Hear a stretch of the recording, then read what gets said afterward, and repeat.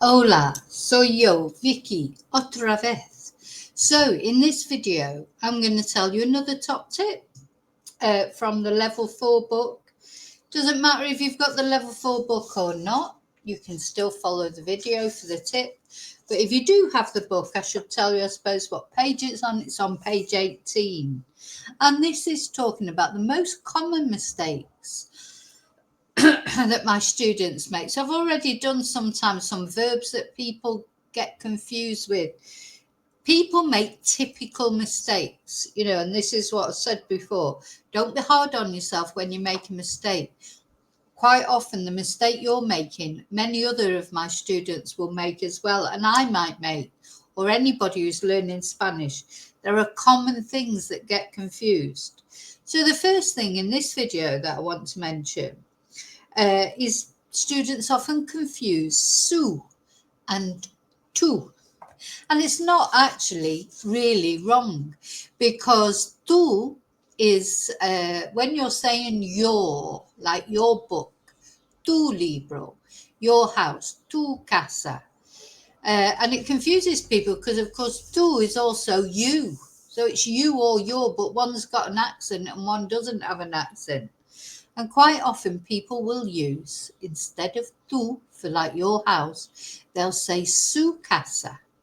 Now, it's not wrong to say su casa in a way, because that is the formal. Su casa, your house, that would be using the usted, the formal you, which is not used. Again, this is like more of a culture thing. So in Spain, it's not used so much now. So, it's rare that you'd be saying to somebody, unless you're in that very formal situation, your house, su casa. But in South America, they use the usted, the formal form of you, so much more, in fact all the time. So it would not be wrong. I mean, it's not wrong in Spain, but it sounds so formal. And once you get to know somebody here in Spain, you would not refer to them as usted. That's very unusual, only in a business setting, maybe someone who's a lot older than you. It's a mark of respect. So if you're in Spain learning Spanish, and you want to say your, as in your book, your house, use tu, not su. But if you're in South America, go ahead and use su. Okay, what's the next one? Yeah. Now, in English, when we're talking about talking to people or speaking to people, we say speaking to. We speak to people. That's to is the preposition that we use when we're speaking English. But in Spanish, you don't speak to people, you speak with people. So you have to remember to use con, hablar con, not hablar a. And that's a very common mistake that people make.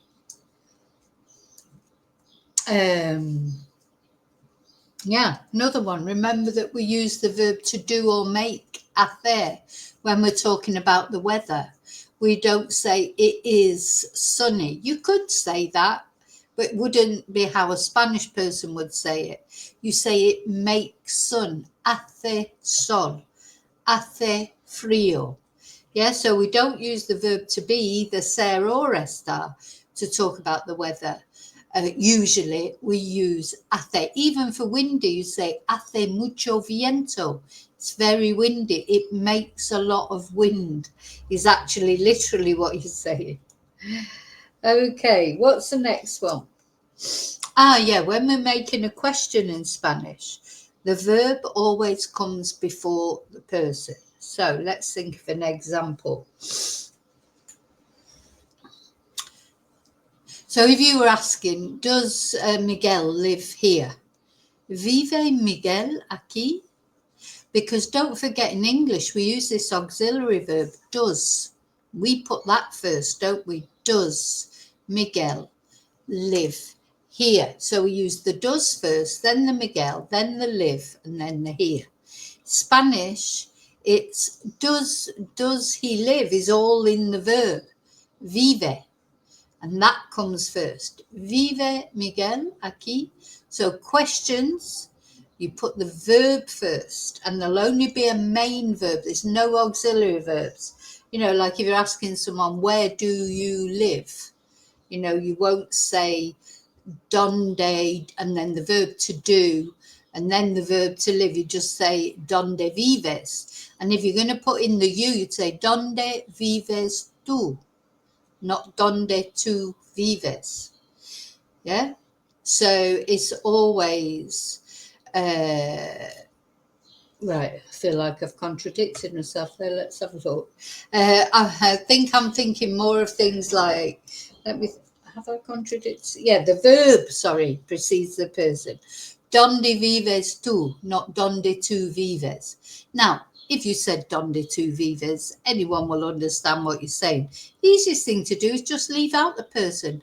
Then you don't have to think about where it goes. Because you've said vives with an es on the end, the you is in that anyway. So I always think the best thing is just drop the person. Then you don't have to worry about where you're going to put it.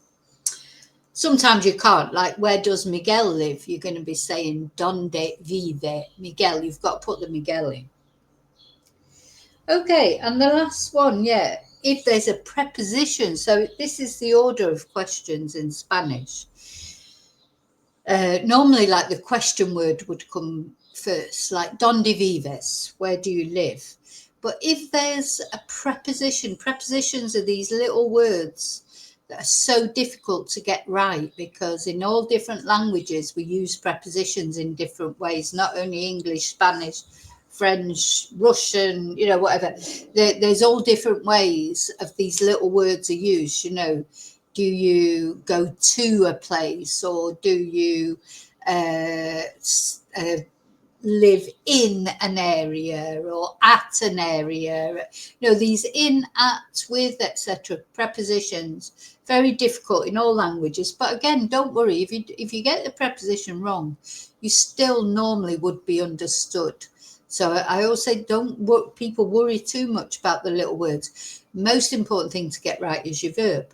But if you want to get your preposition in the right place, and of course, as you get on more advanced with your Spanish, you want to perfect it a bit more, don't you? In a question, a preposition will always come first in Spanish. So, for example, if you're saying, where are you from? Notice in English, prepositions always come at the end of a sentence. Where are you from? In Spanish, you will say, from where are you? So the from is the preposition. In a question, it goes to the beginning of the sentence. What's another one? Who do you live with? Who do you live with? With is the preposition. In English, it goes at the end of the sentence. In Spanish, it will be, with who do you live? ¿Con quién vives? Okay, so these are things that are difficult to sort of get lodged in our little brains because they are so different. Anything that we say in a different way in English to how it's said in Spanish is always going to be the most difficult thing, isn't it? And this order of prepositions in questions, don't forget. I'm not talking about a normal sentence. So if you were saying, I live with my friend, you would say vivo con mi amigo. Just the same order as in English. This is only in questions that you would put the order differently. Con quien vives. Okay, well, I hope you found that useful. Please remember to like and subscribe. If you're not already subscribed, please remember as well to like the video, which actually I might have a little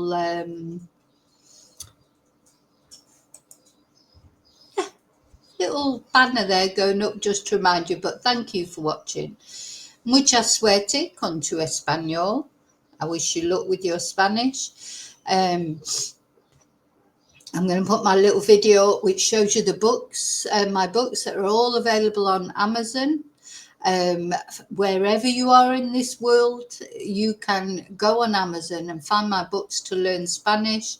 They have explanations in English.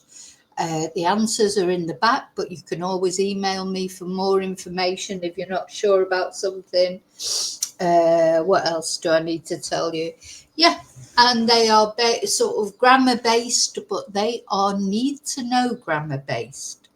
You know, actual Spanish as it's spoken, not like if it's not university Spanish. If you're learning Spanish at university, you need something a bit more highbrow than my books. My books are designed to encourage people to speak Spanish just in everyday life. As I say, they're not there for, you know, I mean, it would help with somebody who's at university because it's explained in a very simplistic way. But yeah, the aim of my books is conversation, uh, encouraging people to put things together themselves. They're not phrase book Spanish either, so they're somewhere in the middle. Okay, so I'm going to put on my little video. Gracias por mirar y te veo muy pronto en el próximo video. So I'll see you really soon. Thank you for watching. I'll see you really soon in the next video. And until then, as always, que tu Dios vaya contigo. That your God goes with you. But of course, I can't find my little video. Here it is. Okay, adios.